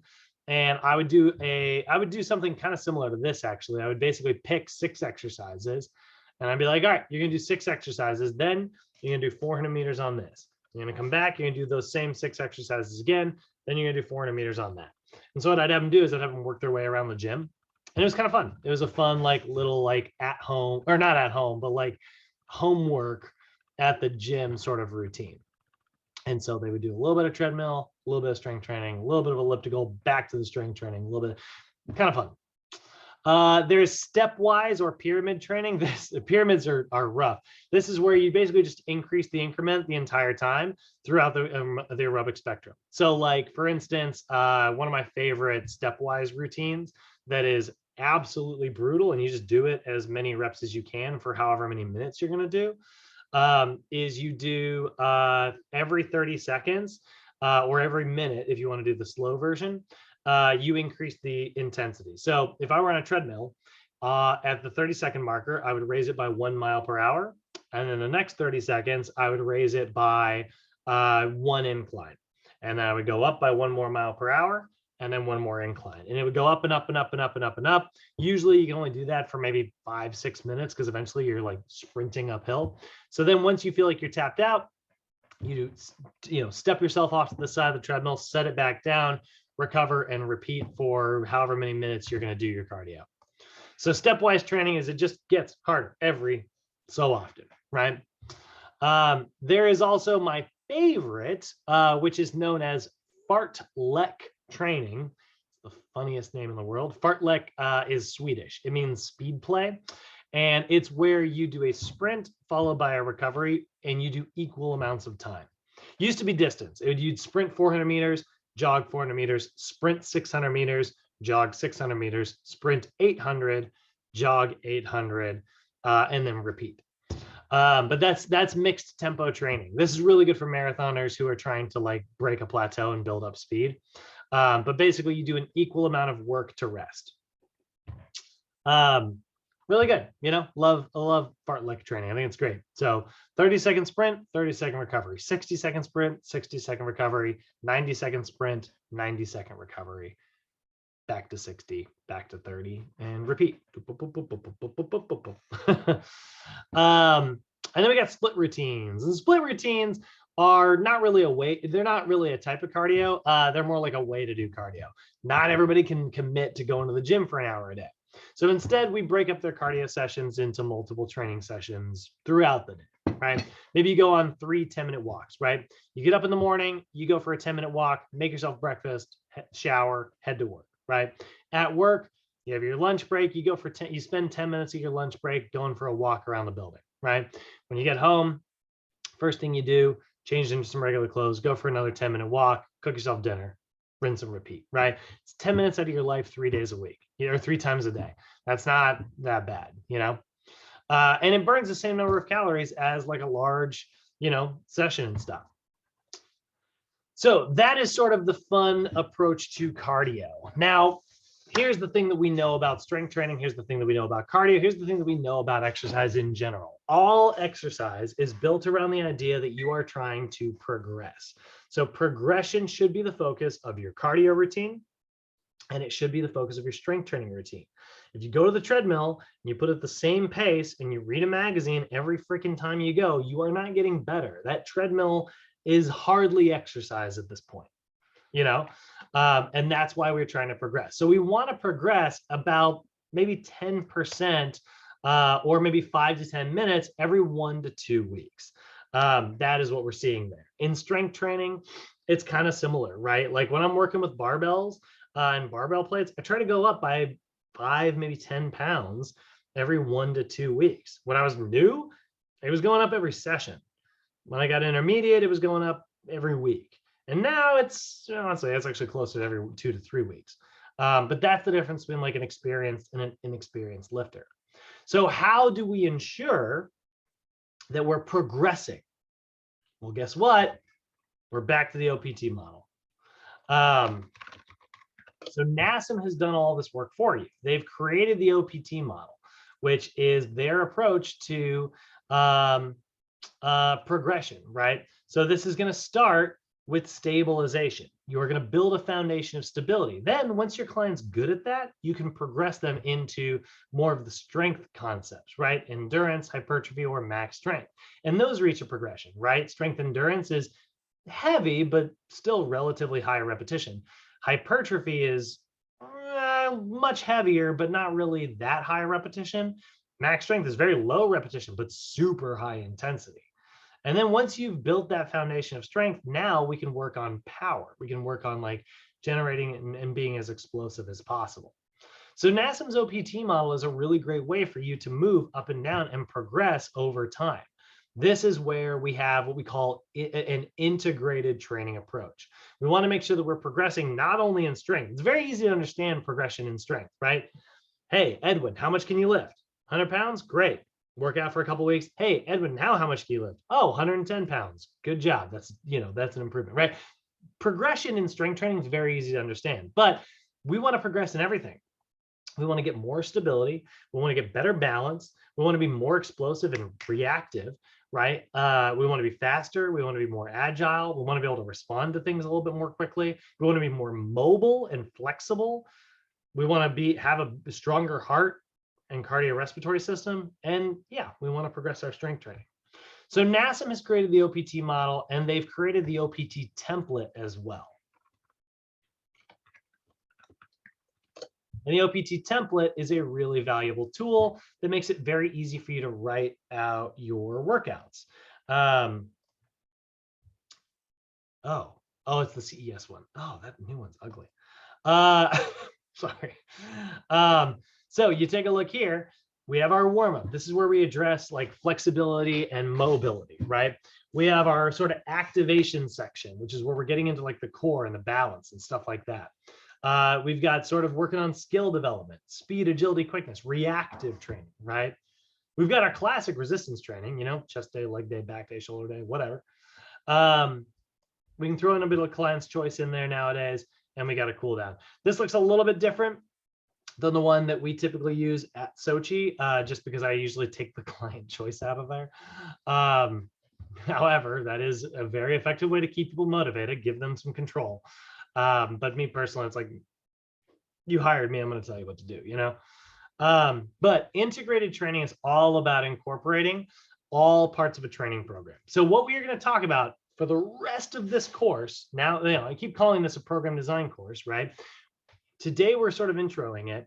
We're going to be talking about how we actually incorporate this stuff for the rest of this course, right? So when I say integrated training, I mean, I want you to be more flexible. I want you to have a stronger core. I want you to have better balance. I want you to be able to react and jump and be explosive, faster, more agile, better reaction and hand-eye coordination. Resistance training, I want you to have I want you to be strong with total body exercises, chest, back, shoulders, biceps, triceps, and obviously legs, right? And I want you to be pretty good at cardio. So we've got different things that are going to work really well for this, right? If you have a client, you are going to break them into either levels or phases, or well, you're going to break them into levels and phases, I should say. So you'll notice, if we look at the OPT model, we've got 3 levels here, right? Level 1, which is stabilization, level 2, which is strength, level 3, which is power. This is what we do for exercise selection. Okay, we use our 3 levels for exercise selection. So this is what we were pointing out the other day at Soji. So when I say exercise selection, I mean, like, well, do I pick the push-up from earlier? Do I pick, like, you know, all of these exercises here, these are all unstable, right? Push-up, right? Wide grip push-up. Those are things that can be very unstable. Single leg, the plank to row, you're pulling up, so you end up losing. You have 3 points of contact, which is very unstable. Single leg scaption, Bosu, which is wobbly, right? Kneeling, which activates your core, and then like a bridge to skull crusher, it's very unstable, right? So all of these are unstable exercises. I could absolutely retool this and just do strength versions, right? This could easily become a bench press. This could easily become a barbell bent over row, or even on a freaking machine, do a seated row. This could easily become a seated shoulder press. This could become a barbell squat with just my feet on the ground instead of on a ball. This could be a biceps machine, and this could be a triceps machine, right? All of those eventually went from being very stable to very unstable, or from very unstable to being very stable. They're different exercises, you know?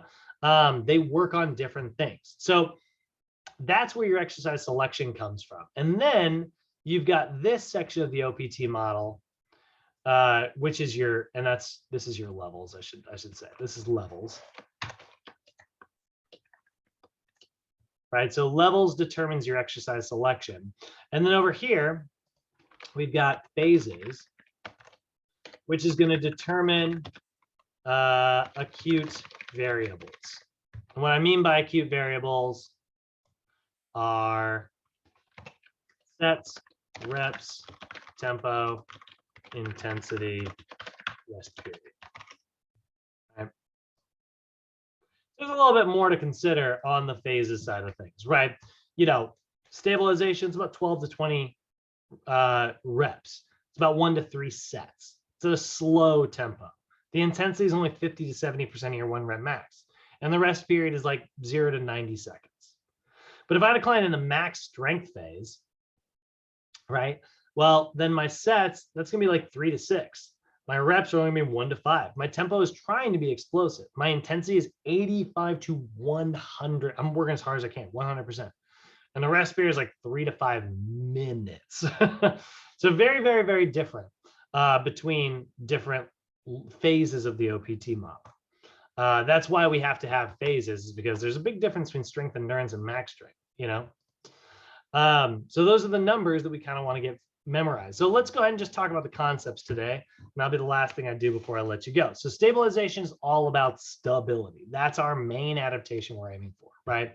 So the stabilization level's only got 1 phase in it.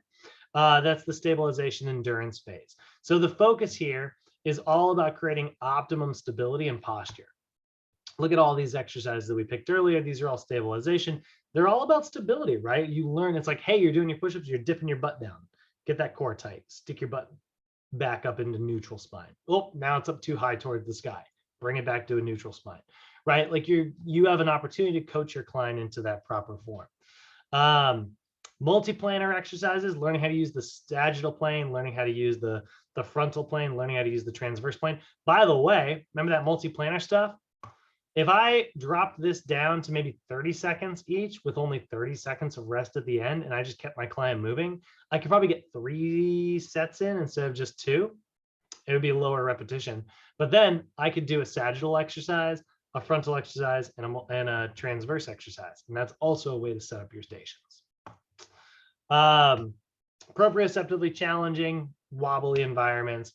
And we're trying to focus mostly on stability. If my client's in the strength level, well, then we're going to pick stable exercises. Really, the idea here, guys, within strength, we're just focused on force production. You know, it's literally that conversation. Hey, how much can you bench? We're just trying to make that number higher. You know, that's what strength is, right? Moving through a full range of motion for higher levels of loads. It makes your muscles stronger and more resistant to damage, as well as your tendons and ligaments. Not to mention, you are increasing metabolically the demand on glycolysis and the ATP-PC system more, which are different energy systems that result in like different physiologic adaptations. So like muscle growth, for instance. So strength is typically where we see the most hypertrophy or muscle growth, right? Phase 2, we're going to see strength endurance. Focus is definitely on further improving your endurance, similar to the stabilization phase, but we are sort of transferring into strength. Sometimes I like to call phase 2 phase 1.5 because it is really similar to the stabilization level.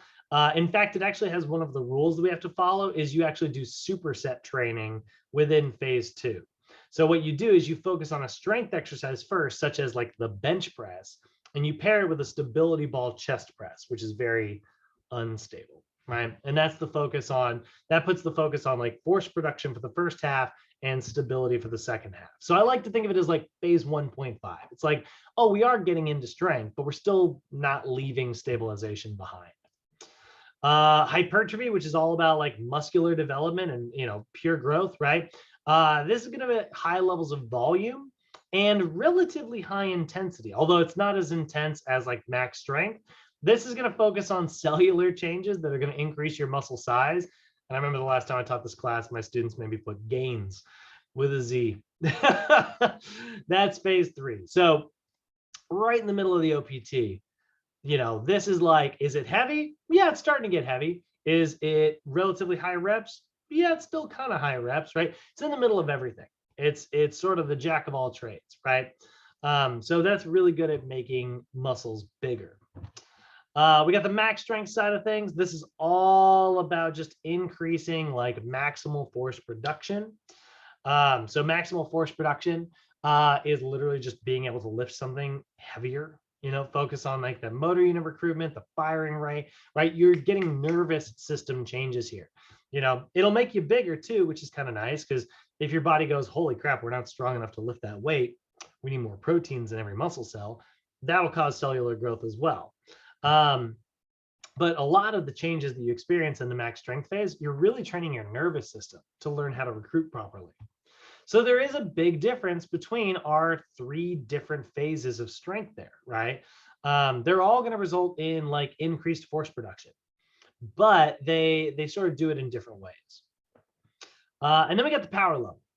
The power level, this is all focused about like rate of force production. So you're actually going to further get stronger here. We're still focusing on a lot of max strength, but we are also increasing the rate at which we recruit that strength. So we are increasing velocity. So this is actually very similar to strength endurance, not so much in physiologic adaptation, but in the techniques that we use to do it. When you're in the power level, guys, you are going to superset a very heavy exercise, which is going to increase force production. And you're going to pair that with a supersetted, very light explosive exercise for power. And that's all about velocity.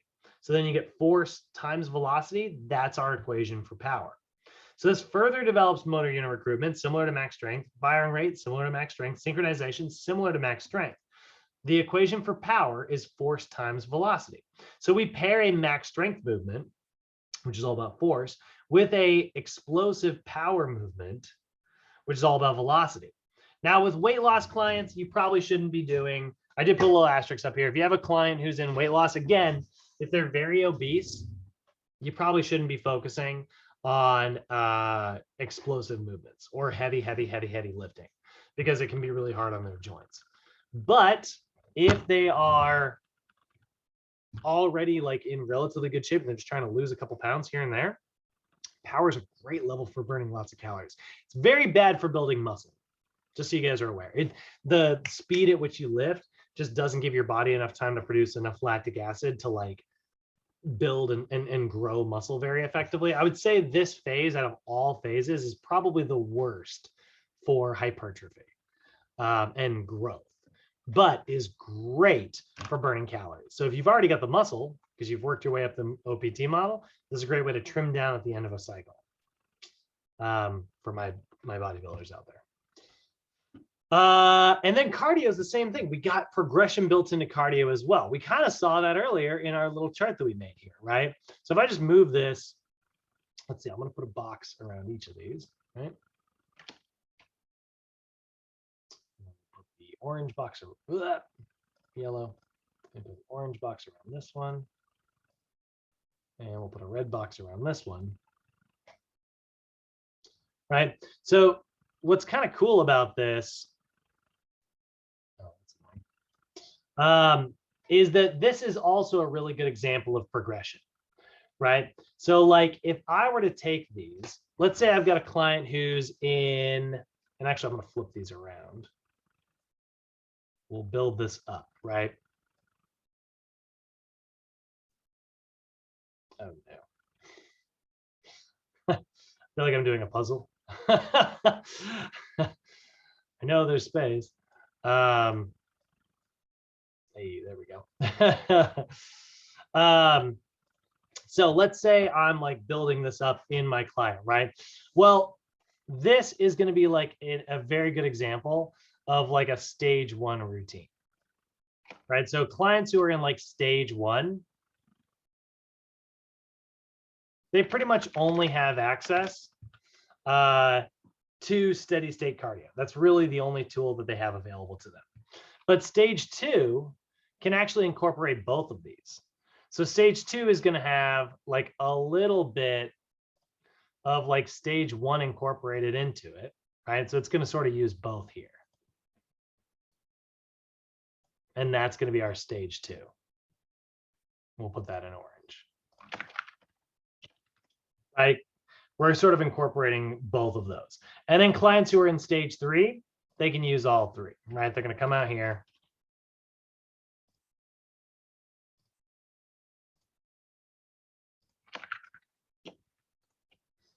And that's going to be all 3 of these are going to be effective. So they're going to take it from here, and they're going to take a little bit from here.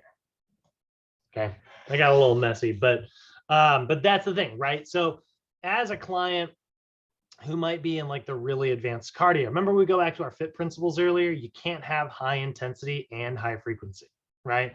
That would not work. If you do both, you are cruising for a bruising. You are going to pull some type of muscle somewhere.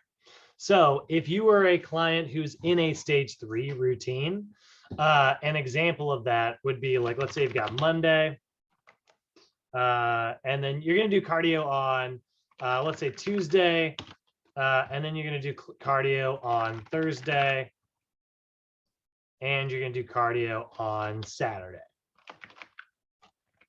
Right? So what you might do is you might do like on Tuesday, that's your recovery day. So that's steady state cardio, right? And then over here, you're going to do aerobic intervals. And then over here, you'll do anaerobic intervals.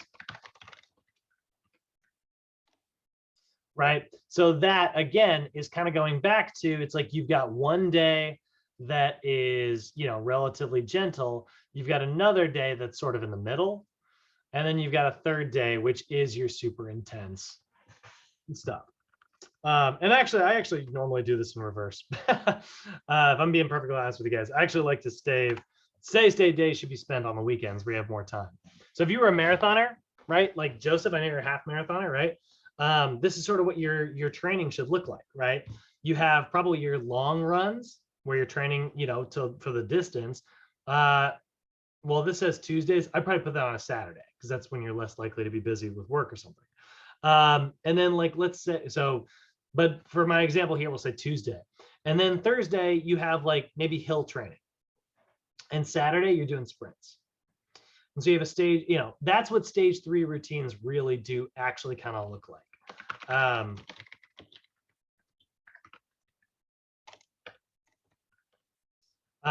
You actually kind of want to incorporate a combination because again, you can't have high intensity. You can't just do this 3 days a week. You're probably going to get injured, right?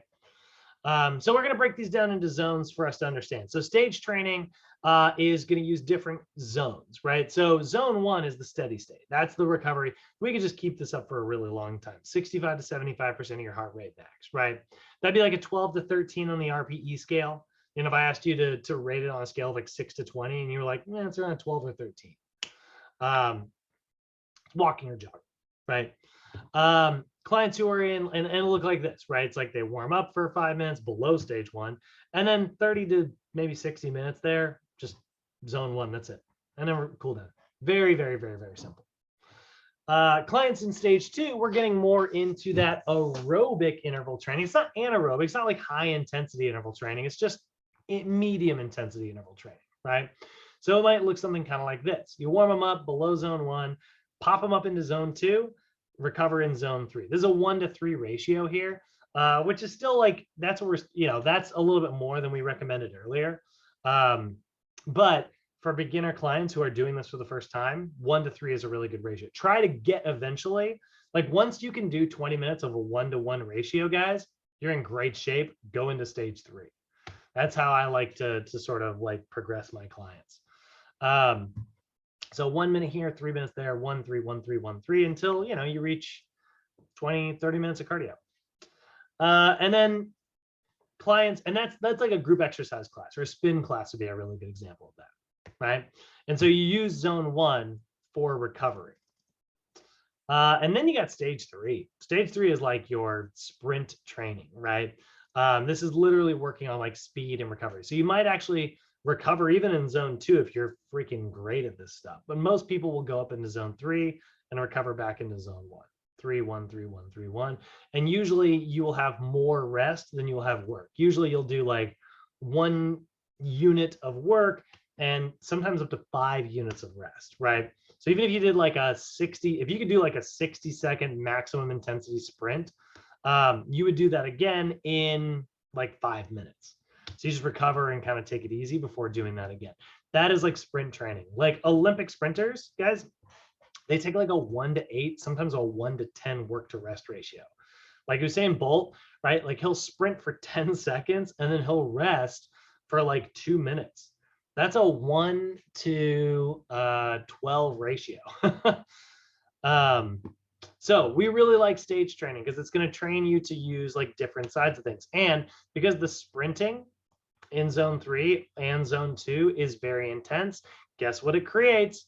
It creates that Epoc that we started our lesson today with, right? That excess post-exercise oxygen consumption. You will burn more energy later. If you do that with circuit training, you are going to create Epoc. The harder you work during your workout, the more out of breath you can get, the more effectively you will burn calories for the rest of the day. So here's some sample programs. If you guys look in your textbook, you will actually find these sample programs in inside the weight loss manual textbook. But these are really good examples of like how you could set up a circuit, right? These are 6 stations each. You will notice that the power station is only 4 exercises. There's no biceps or triceps in power. We don't do single joint exercises there. But like, a really great way to run it, you want to run a simple boot camp again? Guess what? Follow this template.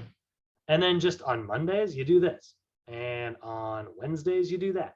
And on Fridays, you do that. And then probably throw some biceps and triceps in there because, people will appreciate it. And then they get the weekend to recover and then come right back. Very simple routine. But you will look like a freaking genius. So circuit training, just as beneficial as other types of cardio. This is where, again, so a lot of people ask me, it's like, do I have to do cardio? You don't have to run. You don't have to spin bike. I think everybody should do cardio. You want to do circuit training and make that your cardio? Great. I have no problem with that, right? In fact, it has been shown to produce even higher levels of Epoc, which is fantastic. So here's an example of sort of what that might look like for a client who's in the stabilization level. 5 to 10 minutes of flexibility, 5 to 10 minutes of like stage 1 cardio, 15 to 20 minutes of circuit training, 5 to 10 more minutes of stage 1 cardio, and then 5 to 10 minutes of flexibility. It's very similar to the routine I built, except I believe take the cardio out and just replace it with another set of circuit training. Strength, same concept, right? in strength, but you might actually throw multiple types of more advanced cardio in here, right? So warm up with your flexibility, take yourself into stage 2 cardio instead of stage 1. So you're using zone 2 and zone 1. Then do your circuit training back to stage 2 and stage 1, zone 1, zone 2, and then flexibility. And then lastly, we got clients in the power phase, right? So they're going to do a little bit of flexibility training in the beginning, stage 3 cardio, very explosive circuit training. And then here you can see they took it down to stage 2 cardio at the end because they didn't want to like overwork the client. Honestly, at 5 to 10 minutes, they'd probably be fine. And then 5 to 10 minutes of flexibility training. So exercise has a lot of benefits. Obviously, it's going to result in a lot of calories burned, so it can be very beneficial for weight loss. If you focus on that, it's going to be way easier for your clients to burn lots of calories. But outside of the gym, also try to encourage them to develop as much NEAT as possible by making different choices in their life that cause them to actually burn more calories, right? Switch to a standing desk, go for a walk in the middle of the day, try to park further away, take the stairs, all those little tiny things, right? And then when it comes to progression, which is obviously a huge part of like any strength and cardio routine, the OPT model is going to do all that work for you. So we are going to be breaking down the OPT model in detail for the rest of this course. We do need you guys to definitely have a really deep understanding of all those sets and reps and tempos and intensities and stuff. And that's why we are sort of doing it that way. But that's about it. We're a little behind schedule today. I appreciate you guys sticking with me. Any questions, comments, or concerns today, guys? No, thank you. All right. All right. Well, I'll kill it. And